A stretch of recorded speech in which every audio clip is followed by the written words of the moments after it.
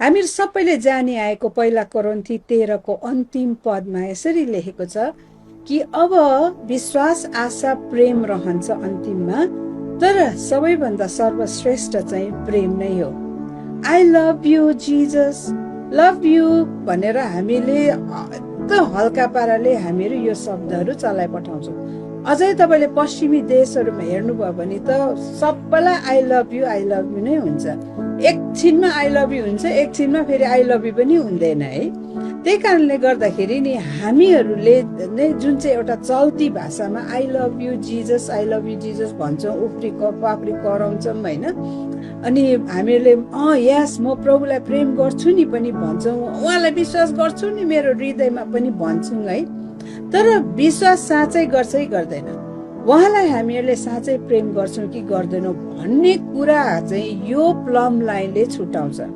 त्यो चाहिँ कहाँ लेखेको छ भने कि यूहन्ना 14:15 लेखेको छ। यसरी लेखेको छ, तिमीहरूले मलाई प्रेम गर्छौ भने येशू ख्रीष्टले भन्नुभएको मेरो आज्ञाहरू पालन गर्छौ। नेक्स्ट टाइम तपाईँले आई लभ यु जिजस भन्दाखेरि तपाईँले यो सोच्नुहोस् कि मैले साँच्चै प्रभुलाई प्रेम गरेको छु त, के मैले उहाँको वचन पालन गरेको छु? किनभने येशू ख्रीष्टले भन्नुभयो कि यदि तिमीले मलाई प्रेम गर्छौ भने मैले भनेको कुराहरू तिमीले पालन गर्छौ।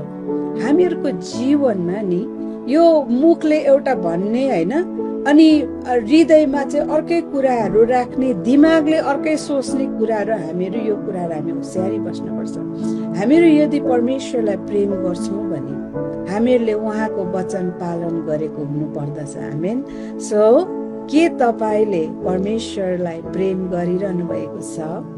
यदि गरिरहनु भएको छ भने तपाईँको कामहरूले देखाउँछ कि तपाईँले चाहिँ उहाँलाई प्रेम गर्नुभएको छ। आमेन, आमेन।